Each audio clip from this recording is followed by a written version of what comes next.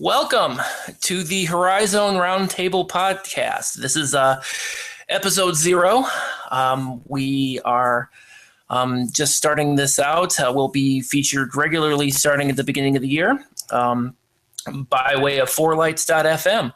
I'm Bob McDonald. I write the Cleveland State column for More Than the Fan Cleveland. You can catch me on Twitter at Bob McDonald, or you can catch me every week on cleveland.morethanthefan.net. And with me is Jimmy Lemke. How's it going? No. And Jimmy, of course, is the well, you can go ahead and introduce yourself, sir.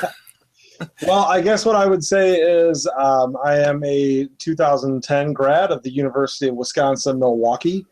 I have since 2009, after a 4-year stint as the sports editor of the UWM Post, circulation 12,000 on campus at Milwaukee. I started the website PantherU.com, and I've been running it for about 6 years since. We don't really have a whole lot of coverage in local media, whether we're talking about television, radio, or obviously in print. So I kind of took it upon myself to make sure that the Milwaukee Panthers got some coverage, and we've done a pretty good job. I've been proud of almost everything that we've been able to do with PantherU, and I'm really looking forward to this podcast because we've always wanted to do something based around the whole Horizon League. This is my 10th year being a part of this conference as a fan, and just about every team out there, I know them backwards and forwards. It's a good thing to know, about programs over, a long, a decade worth of, watching and listening and taking in all the games. And I'm really glad that this podcast is starting because, the Horizon League definitely needs more fan engagement, especially since, we're heading into this neutral site tournament this year for the first time in a long time. And I think it's time, and I'm glad that I can be a part of it. All right.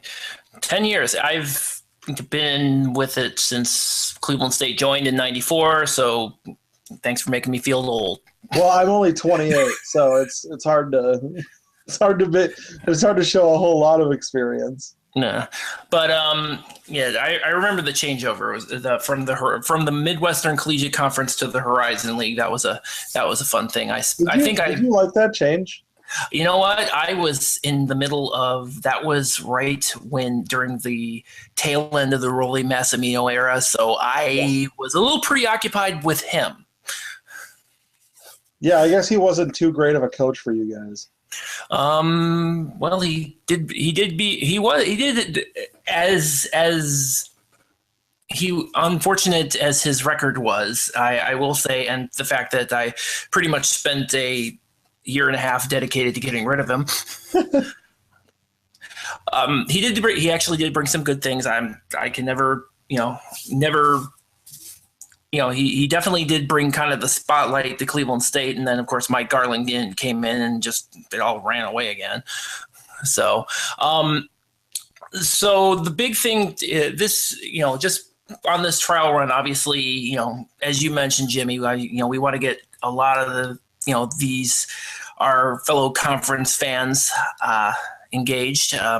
So we'll probably be spending, most of this time in subsequent podcasts, talking with some people around the league, and I'm sure that they're going to be more than happy to hear from us. Yeah, I really love to get a few people involved. I really want to get Brian Dickman up from Green Bay on. I'd like to get, Oakland's got a bunch of guys that would be around. There's a lot of people around the conference that I would love to get involved with this. I'm sure that we could get a couple beat writers from local newspapers. Paul Orrin will probably listen to this because he's got nothing to do during winter break. Nothing going on during winter break, So, well, he's a busy guy. He's at the Times of Northwest Indiana. He's got that, and he's got that. he's got a lot of things on his plate. So he's a professor, actually. Well, a teacher. I don't know if he's quite a professor. I don't know if it's adjunct or if he's just a lecturer, but he's been I think it's journalism that he teaches at Valpo. So I sincerely hope so. If it was basket weaving, I'd be a little concerned. Well, little do you know, Paul Oren's actually a master basket weaver. So they're lucky to not have him be a basket weaving teacher. All right. Well, we can ask him about that when we invite him on. Interesting you mentioned the Oakland guys, because the first thing I do want to talk about today is Oakland going up to Washington and beating them, and Khalil Felder, he scores 38 points, 25 of them in the first half. I mean, if you need any further proof that he's the front runner for the conference player of the year, there it is. There's Exhibit A. The question that we've had for about 10 years that I've been around, there's a question that comes up fairly frequently is, when you're talking about conference player of the year, are you talking about somebody who's in the 18 game conference season or 16 over the last couple of years, or are we talking about somebody who does the full season? Because sometimes you'll get players who will do very well against conference competition, but because they're playing, maybe a tougher schedule than other teams, they won't do so well in the non-conference year, so their numbers won't be as big. And Khalil Felder is one of the first guys that I can really, and there are a few guys that I can really say he's really killing it either way. Yeah, he torched everybody last season. I mean, you couldn't go into the arena last season and think you were going to win. I think I can't even remember if they even won a game, if they even lost a game in conference last year. I think they may have lost one, maybe, at the arena. That place is probably the toughest place to play in the Horizon League. At least it was last year, and it definitely will be this year. Well, the great thing about the arena is that it's much smaller, and as the Horizon League changes, once we pulled Butler out of the conference, and then Loyola, the name, and Loyola is really a throwaway, but the name team Butler left, so there was a game that pretty much everybody got more people out to that was off the schedule now for the conference, and our attendances have all gone down slightly in the last few years since Butler left. Well, I mean, Cleveland State was pretty much nowhere to begin with, so I don't know how you could go down. But what I'm saying is that we used to have that 5,000. They might still have it. The 5,000 rule. I believe home arena. I thought it was 4,500 actually. Is it 4,500? I thought it was for reasons that escape me. I always thought it was 4,500. They must have gotten rid of it because the arena is much smaller. The arena is a very, very, very small building, so they don't nearly have to come close to filling it for them to really do well. As far as having a home crowd and a home atmosphere, I think the arena only sits about 3,000 people. So when you have, 300 students, that's 10% of the crowd. That's a big student crowd. So, especially when they got games against Detroit. And last year they didn't lose a game in conference at the arena. I'm looking. They beat Valpo up in overtime by 14. How do you outscore somebody by 14 in 5 minutes? And Valpo, I mean, the eventual conference champs. I mean, yeah, they had a close call with Green Bay. Had a close call with you guys at Cleveland. Yeah, they had to get overtime to beat Wright State. But I mean, several close games. But the constant in there is that they won every single one of them. Exactly. The Horizon League, all 8 teams had real difficulty getting into Oakland and winning. None of them could do it last year. We'll see if one of them can do it this year, but without with Khalil Felder getting even better. I mean, he was pretty great last year, and this year he's just taking that whole next level. It's going to be really hard to see a team go in there and beat them easily. I think somebody will go in and beat them. I just don't know who it's going to be.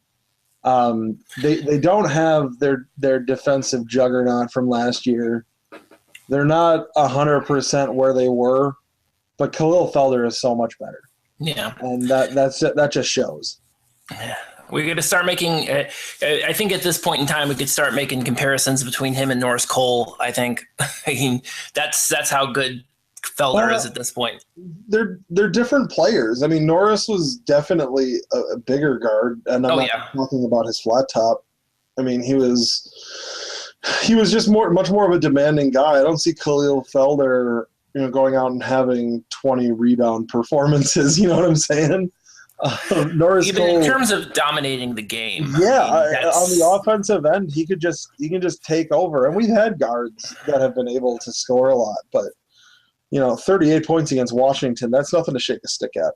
Not at all. Not at all. I think Lorenzo Romar, the Huskies head coach, had said about the same at last night too. So, but yeah, that's definitely something that pretty much any Horizon League team is going to have to look out for, because it's always already tough to be in the arena. It's going to be even tougher with, him still on the roster. Right.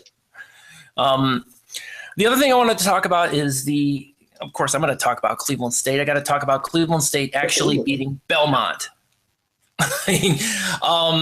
And this was a team that Cleveland State has pretty much, I don't want to get into the whole, oh dear God, everybody left narrative, because I'm kind of over it now. We're near the end of the non-conference schedule. Let's talk about what we got. It's over. It's done. Trey Lewis is gone. Anton Grady is gone. Everybody's gone. So let's just not dwell on it. Except I will dwell on the fact that Anton Grady did come back. He did play yesterday after that really nasty spinal concussion. Well, we saw that on the TV, on the big screen of the dealership a couple weeks ago. Yeah. We've got a big old 80-inch screen, and I had the Wichita State game on, and that was a tough hit to take. Yeah, I didn't see it I didn't even hear about it until like 5 hours after the fact, and I was like, wow. But he's back. That's my Anton Grady thing. But what Cleveland State has left is nobody's really sure. Even Gary Waters has kind of admitted, I'm not really sure what I got. But what he had yesterday was clearly good enough to beat Belmont. DeMonte Flanagan actually came in and put his team on its back, and he hit that final shot, and that's kind of what Cleveland State has been looking for from DeMonte Flanagan, especially with those heavy, lofty expectations of him. So, but yeah, Cleveland State is playing 2 walk-ons now, giving them big actual minutes, and they're actually doing pretty well. So, hey, free players, my favorite. Totally. Yeah. And Cleveland State, you knew that Gary Waters wasn't going to have a bunch of nobodies out there playing. Mm-hmm. He's always been good recruiting. And obviously there were a couple questions about that because Jason G's gone. You have some of the assistants. I think all of them were gone after this last year. Yeah, right? The only one who was left was Larry DeSempler, but he's been here since the beginning. Cleveland State ended up losing Jermaine Henderson. Jermaine Kimbrough. We got Jermaine Henderson. Jermaine Kimbrough, who is in Nevada now, and Victor Morris, former player. He was the director of basketball operations. He actually left as well. But they brought in Jermaine Henderson, who is the former G's head coach at Longwood now, right? Yes, he is. And so because I'm trying to remember who exactly replaced him I think it was who is the gentleman who replaced him? And now his name actually escapes me at this point in time. I'm not sure because he's still on the staff. But yeah, they brought in Henderson. Henderson was kind of the because he was a former assistant at Miami of Ohio. Okay. He actually filled in as head coach when Charlie Coles was going through his treatment. He actually, I guess his kind of thing is that the idea is so Gary Waters can start recruiting to all of Ohio because we've been kind of a little compartmentalized between the Cleveland Akron area, but we're not getting a lot of them. But and then we've got this little kind of conclave in Dayton, thanks to Norris Cole and Aaron Pogue, because we've got that kind of that covered. So I think the idea is that Jermaine Henderson is as the assistant, having a lot more knowledge of the having a little bit more juice in Central Ohio and whatnot. I guess that's kind of the thought process there, I guess. So I have another theory though. What's that? I think he's I still believe that because Gary Waters' contract is at the end of 2019, and I don't know if this is gonna be his last run or not. But if it is, maybe this is possibly grooming Henderson to take over as head coach. Who knows?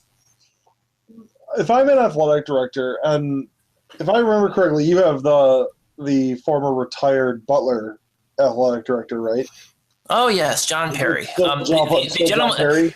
Yes, John Perry, who will probably he's got 2 years. He's got 2 years left on his contract, and also will probably never live down the fact that he tried to get rid of wrestling in favor of his pet sport of lacrosse. So I've actually I was kind of on the side hearing about that, and what happened with that? Well, here's what happened. It was really no secret that John Perry wanted to bring lacrosse and men's lacrosse in, and I don't really know a lot about men's lacrosse, so I'm like, okay, fine, let's see how this goes. We thought that perhaps he would add in another women's sport and have that. But what ended up happening was at the end of the, he made the announcement. And ironically, the announcement was made the same day that Trey Lewis announced he was transferring. That was fun. They announced that lacrosse would be added and that they weren't getting rid of wrestling per se. They were just defunding it and they would have to fund themselves. So, which is a way of saying, you're the ones that have to break the bad news, not us. Yeah. So that was kind of a big. I really did think that was kind of a misstep because the wrestling community revolted. I mean, they totally revolted. I mean, and not just in the Cleveland area, but nationwide. I mean, they all just kind of banded together. And then with probably about 2 weeks after the announcement, Cleveland State's Student Government Association was having their elections, and then they decided to put a measure on the ballot, non-binding, of course, but just kind of a get the message across type of deal.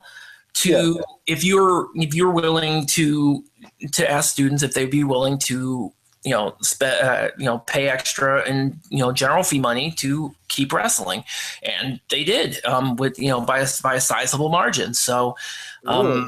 And then which is interesting because if you've ever seen a Cleveland State game, it's getting better, but it's in years past you always wondered where all the students were, but it's getting a little better. About a week later, the administration got together and decided, we need to keep wrestling. So with lacrosse, with Cleveland State, they've actually been moving pretty quickly on that. They hired a new head coach, Dylan Sheridan. He's a guy out of the University of Denver, and he's been running all over the place. I mean, his first recruiting class, they 35 of them, I think. I'm sure I'm lowballing it. They all signed in during the fall signing period, and these are guys that aren't even going to start until they're drop the ball until next spring of 2017. So it's spring of 2017 that they're going to play. That's right. Yep. Okay. Not coincidentally, the last really spring. Are you familiar with the sport? No, and I'm going to have to be at some point. I'm going to have to at some point in time. The good news is, I mean, my sister lived in Baltimore for a few years, and I got to visit her a few times, and the Duke of lacrosse, basically, is not Duke, it's Johns Hopkins. Yeah. And I've actually been to a Johns Hopkins lacrosse match, and it's pretty fantastic. Incidentally, Duke, who also has a pretty good lacrosse team, will probably have something about saying Johns Hopkins is the Duke of lacrosse, though. Yeah, they probably. Yeah. Johns Hopkins is the one with a lot of the titles. They're not quite as successful now. They've had a couple years of difficulty, but largely almost the entire Division I is east of the Appalachians. There's only a handful of teams west of there. Ohio State's had a team for a while. Air Force. Detroit also has one, by the way. Yeah, some of the new teams west of them include Detroit and Marquette here in Milwaukee. I'm sure you'll end up playing those. Probably. The interesting thing will end up being where if Cleveland State becomes an independent or they join a conference. I'm assuming that's going to be the next logical step, but I'm sure I'll talk about it at some other time. Speaking of conferences, yeah, we got off on that tangent, and then we just talking about the Cleveland State, just the game, the win against Belmont. We got kind of an issue though, and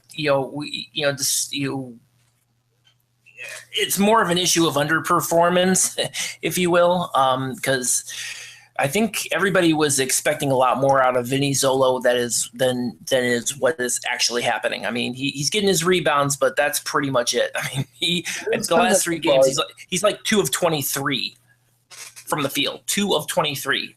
He scored 2 points yesterday, and I think we all pretty much collectively said, "Hey," and those were free throws. Whereas we were thinking, "Hey, a place on the court where you can't miss."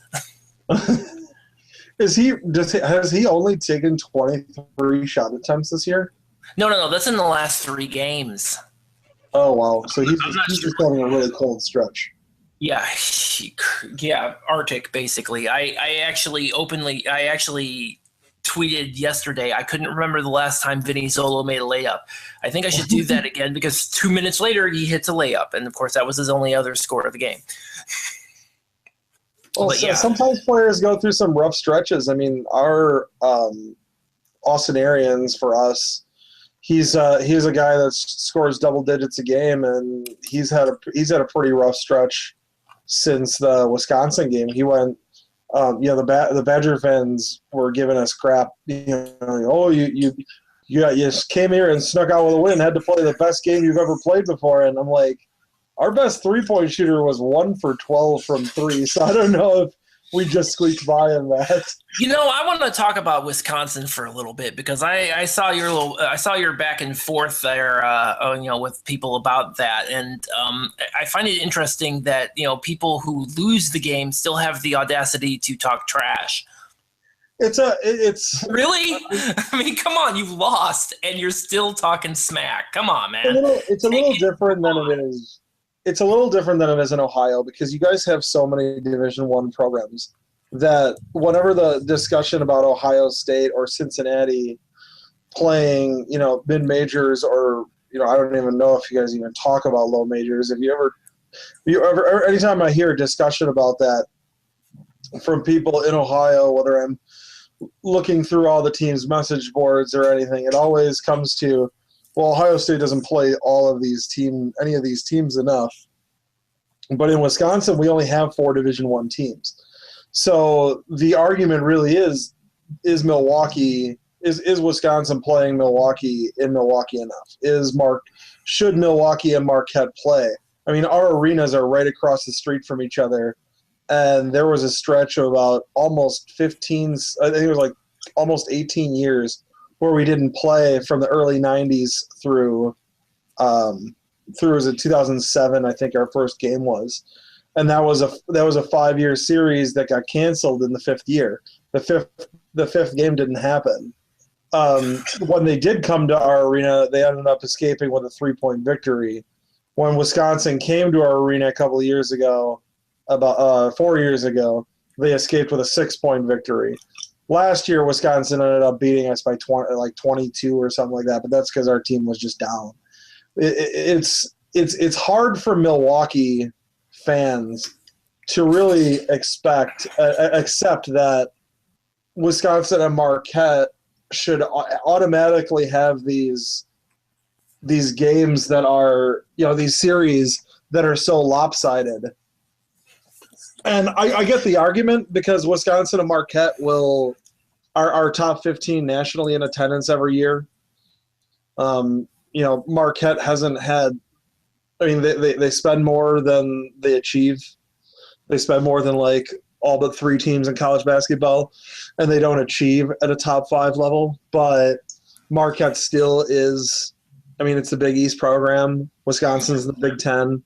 You understand that part of that dynamic, but it's hard because the argument really is, it's not does Wisconsin or Marquette play the mid-majors, it's how is the series with Milwaukee specifically. And for them, you'll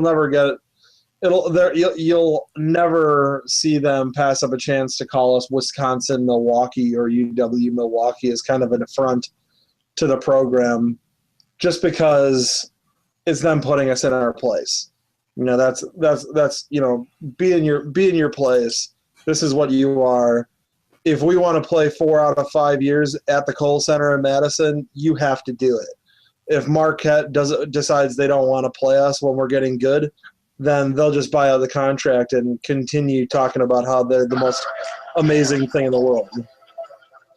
Forgetting the fact that they turn around then and complain that, we don't have enough quality wins, blah, blah, blah. And then, or we got bounced out of the conference. We got bounced out of the NCAA tournament early because blah, blah, blah. That's, Right. So it's don't cry. It's probably more magnified in Wisconsin, obviously, because, you have so few Division I teams. In Ohio, obviously, we've got Ohio State, the Cincinnati team, Cincinnati and Xavier. 11 or 12, I think, is what it is. At least, yeah. Because the MAC is half in that state. First off, you're just such a bigger state than Wisconsin is to begin with. Yeah. I think we have 5 million people. I think you're 15 or 20 or something like that. We don't have that many. Jesus. Well, 11, maybe. You got a lot more electoral votes than we do. That's for sure. Yes. But yeah, it's probably a different dynamic, but the idea of the scheduling kind of still remains the same. You talk about Ohio State. Cleveland State and Ohio State. Ohio State, and this is Ohio State will never play at the Wolfstein Center ever. That I don't know why that is. I've never accepted that, but I'll be honest with you. After watching because Cleveland State now has a partnership with Q with Quicken Loans Arena, so they are playing 5 of their games there. The Vikings are playing 5 of their games at Quicken Loans Arena. Is that 5 games this season? Yes, we played Kent State. Cleveland State played Kent State, Ohio, and then they're going to play in the Quicken Loans Arena. Valpo, Wright State, and for reasons that escape me, Youngstown State. Really? So, yeah. That's gonna be a big draw. You think? You know what? I've always lamented, and I'm probably going to say, I will say this over and over again. The blood feud should be between Cleveland State and Youngstown State, but for so many years, Youngstown State has been so perennially awful that I can't consider them I want to so badly. I want to so badly consider them a rival, but they're not.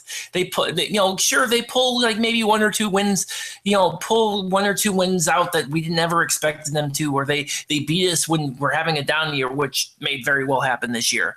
But for the most part, no. I mean, we don't have the rivalry that, say, Oakland and Detroit. I mean, you look at Oakland fans and Detroit fans right now. They got that crosstown, they've got that crosstown deal going on, and they are butting heads, and I see the smack talk going back and forth between them all. I'm like, oh, wow, where's my guys?